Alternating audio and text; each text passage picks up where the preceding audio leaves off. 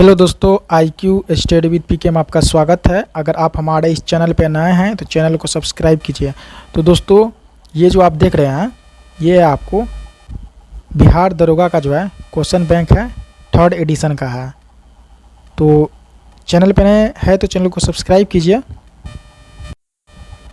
जैसा कि दोस्तों आप लोग स्क्रीन पे देख रहे हैं, यह है रोशन आनंद सर का जो है क्वेश्चन बैंक है, यानी उसी के द्वारा तैयार किया गया या लेटेस्ट जो अभी निकला है 3rd एडिशन का है। और बिहार पुलिस अवर सेवा आयोग BPSSC द्वारा आयोजित, और यह जो है रोशन आनंद सर के द्वारा निकाला गया है। तो यह 3rd एडिशन का जो है क्वेश्चन बैंक है बिहार दरोगा का। तो इसमें से जो दिया हुआ है, जैसे यहाँ पर देख लीजिए येलो में है, वर्तमान सभी दरोगा परीक्षाओं के औसतन 60% प्रश्न इसी पुस्तक से हैं। ठीक है, तो दोस्तों इसमें से जो है टोटल 25 सेट है और यह 3rd एडिशन का है, इसी को हम लोग करवाएंगे। और यह वीडियो जो है आपको मॉर्निंग में डेली 7 AM में मिल जाएगी। अगर वीडियो लंबा होगा तो आपको पार्ट बाय पार्ट में मिलेगा, और इसका सेपरेट प्लेयर लिस्ट भी बना देंगे।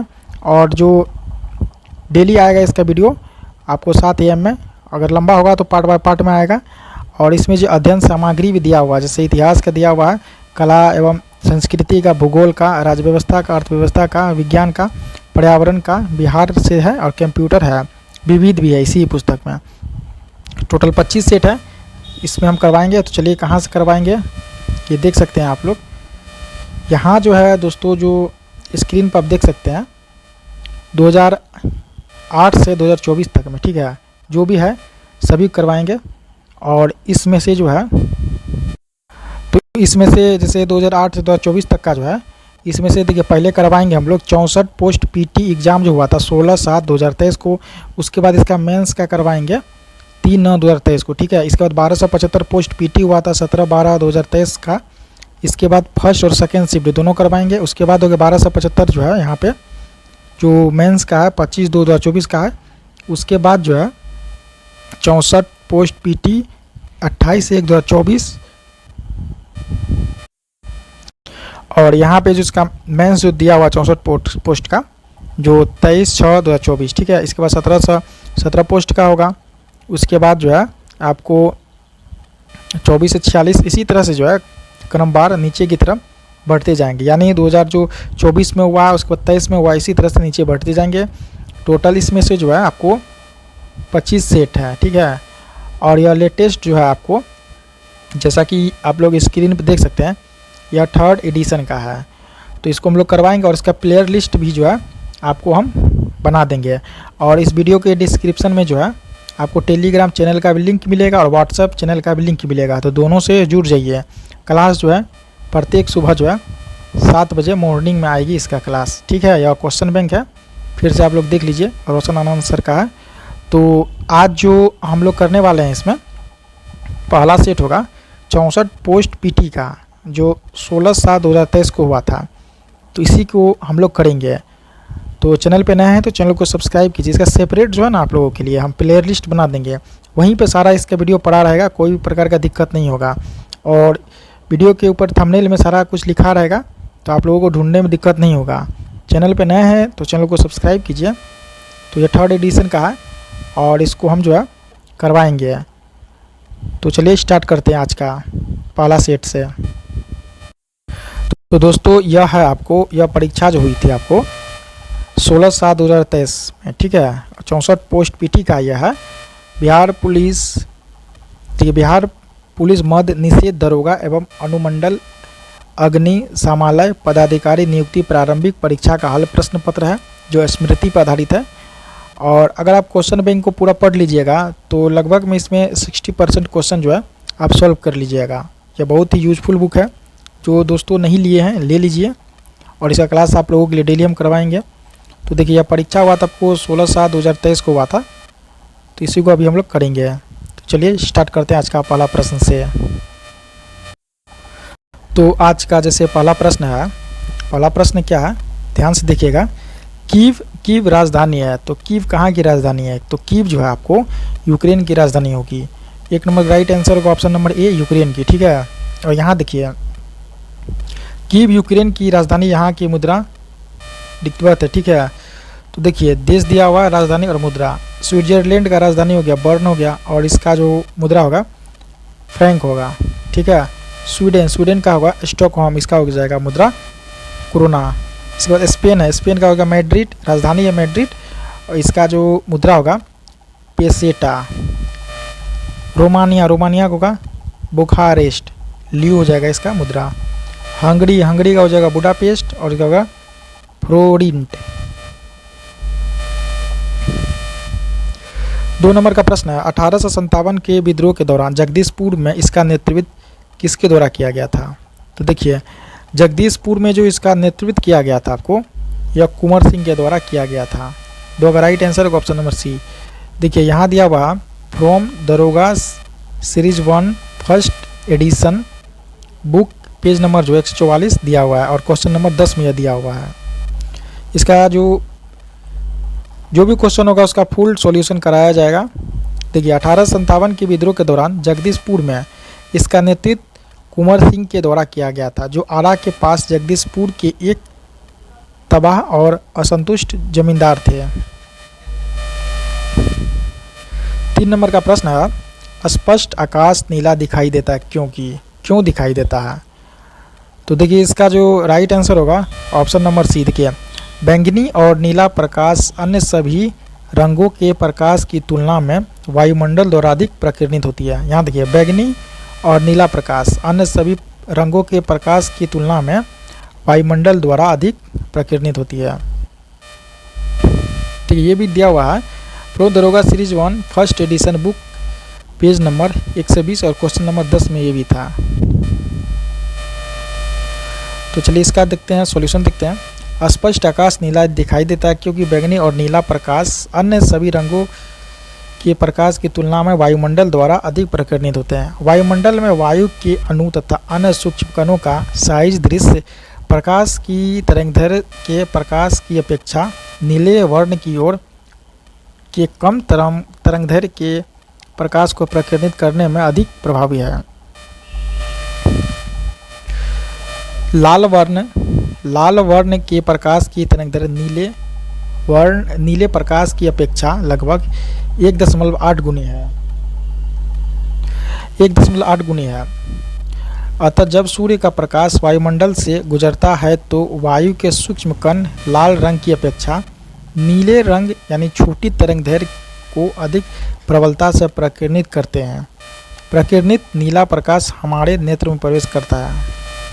यदि पृथ्वी पर वायुमंडल न हो तो कोई प्रकीर्णन न हो पाता, तब आकाश काला प्रतीत होता। लाल रंग कोहरे या धुएं से सबसे कम प्रकीर्णित होता है। इसलिए यह दूर से देखने पर भी लाल रंग का ही दिखलाई देता है। अतः खतरे के संकेत यानी सिग्नल का प्रकाश लाल रंग का होता है। बैंगनी और नीला रंग के लिए प्रकाश का प्रकीर्णन सर्वाधिक होता है, ठीक है, तथा लाल रंग के प्रकाश का प्रकीर्णन न्यूनतम होता है। यदि स्रोत दिया हुआ NCERT कक्षा 10 अध्याय 11 पेज नंबर 217 से।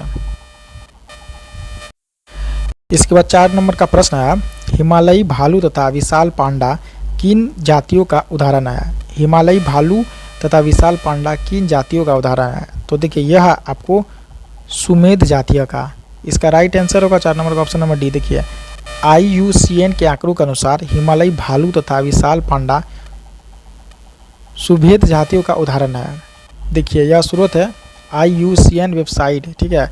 सुभेद क्या होता है? देखिए जिस प्रजाति की वनों में संकटग्रस्त हो जाने की संभावना हो और यदि प्रजाति की संख्या में 10 वर्ष में 50% से अधिक की कमी दर्ज की गई हो तो उसे हम लोग क्या कहते हैं? सुमेध प्रजाति के अंतर्गत आती है।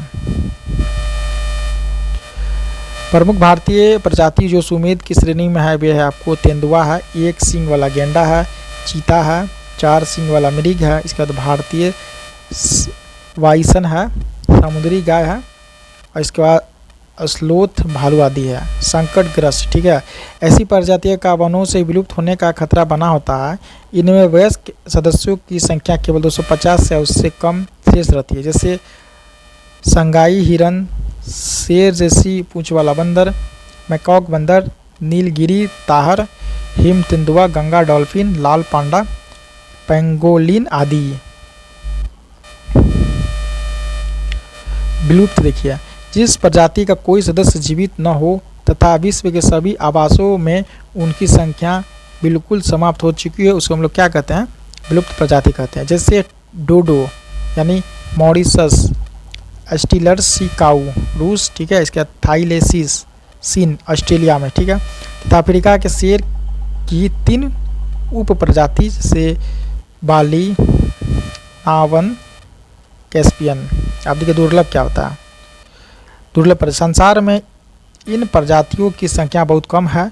ये प्रजातियां कुछ ही स्थानों पर सीमित है या बड़े क्षेत्र में विरल रूप में बिखरी हुई है। हाम्बोसिया डेक्रेंस वेड दक्षिण पश्चिम घाट यानी भारत की एक दुर्लभ प्रजाति है। विलुप्त हो रहे महत्वपूर्ण जीवों हेतु भारत में संरक्षण के प्रयास। पहला प्रोजेक्ट टाइगर। देखिए ये क्वेश्चन बार बार पूछा जाता है, प्रोजेक्ट टाइगर कब शुरू किया गया था? यह किया गया था 1973 में। भारत सरकार द्वारा बाघ यानी जो एक संकटग्रस्त प्रजाति है, बाघ के संरक्षण हेतु इसे शुरू किया गया था। तो प्रोजेक्ट टाइगर कब शुरू किया गया था? 1973। इसके बाद प्रोजेक्ट एलिफेंट, इसे 1992 में केंद्र सरकार द्वारा शुरू किया गया था, जिसका उद्देश्य हाथियों के आवास संरक्षण तथा द्वारा उसकी संख्या में वृद्धि। तीसरा है हंगुल परियोजना। इस परियोजना को जम्मू कश्मीर सरकार, IUCN तथा WWF ने मिलकर 1970 में शुरू किया था। इसके बाद 4 नंबर है मगरमच्छ संरक्षण परियोजना। मगरमच्छ के संरक्षण हेतु 1974 ईस्वी में परियोजना बनाई गई तथा 1978 तक कुल 16 मगरमच्छ प्रजनन केंद्र स्थापित किए गए। यहाँ है केंद्रीय मगरमच्छ प्रजनन एवं प्रबंधन प्रशिक्षण संस्थान हैदराबाद में स्थित है। मगरमच्छ प्रजनन एवं प्रबंधन प्रोजेक्ट 1975 में FAO द्वारा UNDP की सहायता शुरू किया गया था। 5वां है गेंडा परियोजना। एक सींग वाला गेंडे सिर्फ भारत में ही पाए जाते हैं। गेंडा परियोजना जो 1987 ईस्वी में शुरू किया गया था। इसके बाद 6 नंबर में गिद्ध संरक्षण प्रोजेक्ट। हरियाणा वन विभाग द्वारा बॉम्बे नेचुरल हिस्ट्री सोसाइटी के बीच 2006 में एक समझौता हुआ, जिसमें गिद्धों के संरक्षण का लक्ष्य रखा गया था। इसके बाद भारत में अधिकांश गिद्धों की मृत्यु पशुओं को दी जाने वाली डिक्लोफेनेक दवा से ही होती है। 7 नंबर में हिम तेंदुआ परियोजना। हिमालयी जानवरों में हिम तेंदुआ संरक्षण के लिए 2009 में प्रारंभ किया गया था। 5वां क्वेश्चन है भारत की सबसे बड़ी नमक पानी की झील कौन सी? देखिए दोस्तों इसमें टाइम इसलिए लगेगा क्योंकि इसमें पूरा हम डिस्कशन भी बताते हैं। क्वेश्चन के साथ जो आंसर दिया हुआ है इसमें जो सर के द्वारा जो जैसे तैयार किया गया उसी तरह से बता रहे हैं। जैसे क्वेश्चन है तो जैसे इसका आंसर होगा आपको चिल्का झील 5 नंबर का। इसका जो भी सोल्यूशन इसे दिया हुआ विस्तृत रूप से वे सभी करवा रहे हैं, इसीलिए सेट कंप्लीट होने में टाइम लगेगा और टाइम लगेगा तो इससे अच्छे से जो है तैयार हो जाएगा और आप लोग भी अच्छे से पढ़ लीजिएगा। फिर से 5 नंबर का प्रश्न देखिए, भारत की सबसे बड़ी नमक पानी की झील है कौन सी है? तो देखिए ये होगा आपको चिल्का झील। इसका राइट आंसर होगा ऑप्शन नंबर 6 चिल्का झील। अब देखिए चिल्का झील के बारे में क्या दिया हुआ है यहाँ पे। भारत की सबसे बड़ी, देखिए यहाँ सबसे बड़ी नमक पानी की झील चिल्का झील है। यह उत्तरी सरकार तट यानी उत्तरी सरकार तट का मतलब उड़ीसा में अवस्थित है। भारत की सबसे बड़ी लैगून एवं खारे पानी की झील भी चिल्का झील है। यह रामसर आर्द्रभूमि सूची के अंतर्गत शामिल है। नेक्स्ट है सांभर झील। यह राजस्थान में भारत की सबसे बड़ी अंतःस्थलीय नमकीन झील है। सर्वाधिक लवणता वाली झील है ये। 6 नंबर का प्रश्न है सोलर सेल बने हुए होते हैं। सोलर सेल बने हुए होते हैं तो सोलर सेल किससे बने हुए होते हैं? तो देखिए सोलर सेल जो बने हुए होते हैं आपको अर्धचालक के। सोलर सेल किसके बने होते हैं? तो अर्धचालक के बने होते हैं। इसका राइट आंसर होगा ऑप्शन नंबर C। देखिए यह सोलर सेल अर्धचालक के बने होते हैं। सोलर सेल में मूल रूप से ऐसी PN संधि होती है जो सौर विकिरण आपतित होने पर विद्युत वाहक बल उत्पन्न करती है। इनको बनाने के लिए सिलिकॉन का प्रयोग किया जाता है। सौर सेल एक PN जंक्शन डायोड है जो सौर ऊर्जा सीधे विद्युत ऊर्जा में रूपांतरित करता है या प्रकाश विद्युत प्रभाव यानी फोटो इलेक्ट्रिक इफेक्ट के सिद्धांत पर कार्य करता है। प्रकाश का प्रत्येक अवशोषित फोटोन एक इलेक्ट्रॉन और एक छिद्र होल उत्पन्न करता है। वास्तव में संयोजकता का एक इलेक्ट्रॉन फोटोन की ऊर्जा प्राप्त कर चालन पट्टी में पहुंच जाता है। ऐसे पदार्थ जिनकी विद्युत चालकता चालक एवं चालक पदार्थ के बीच होती है अर्धचालक कहलाता है, जैसे सिलिकॉन और जर्मेनियम। स्रोत भारतीय भवन भौतिकी में यह दिया हुआ है भाग 2 में और कक्षा 12 का पेज नंबर 1 से 6 में।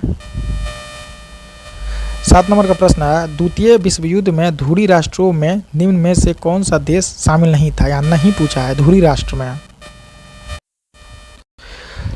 तो देखिए इसका राइट आंसर होगा 7 नंबर का ऑप्शन नंबर डी ब्रिटेन। देखिए द्वितीय विश्व युद्ध में ब्रिटेन धुरी राष्ट्र में शामिल नहीं था। सितंबर 1939 ईस्वी को जर्मनी ने पोलैंड पर आक्रमण किया। इसके साथ ही द्वितीय विश्व युद्ध की शुरुआत हुई। ग्रेट ब्रिटेन, फ्रांस और अमेरिका के सहयोग से यूरोपीय देशों का जो गुट बना था वह मित्र राष्ट्र के नाम से प्रसिद्ध हुआ। इसके बाद धुरी राष्ट्र में शामिल देश था जैसे जर्मनी था, आपको जापान था, इटली इत्यादि थे। 8 नंबर का प्रश्न है, निम्नलिखित देशांतरों में से कौन सा भारतीय मानक समय के लिए संदर्भ के रूप में माना जाता है। यह माना जाएगा आपको 82 डिग्री 30 पूर्वी देशांतर। इसका राइट आंसर होगा ऑप्शन नंबर ए। इसका डिस्कशन दिया हुआ 82 डिग्री 30 पूर्वी देशांतर रेखा को भारतीय मानक समय के निर्धारण हेतु मानक यामोत्तर माना जाता है, जो कि उत्तर प्रदेश की मिर्ज़ापुर यानी कुछ स्रोतों में इसे इलाहाबाद के नैनी को भी बताया गया है, इसी से होकर गुजरती है। भारत का मानक समय कुल 5 राज्य से गुजरती है, जैसे उत्तर प्रदेश हो गया, इसके बाद मध्य प्रदेश, छत्तीसगढ़, उड़ीसा, आंध्र प्रदेश। 9 नंबर प्रश्न है, वधवागम शब्द का कौन सा संधि विच्छेद सही है। तो इसका होगा आपको वधु जोर आगम। 9 का राइट आंसर होगा ऑप्शन नंबर बी, वधु जोर आगम।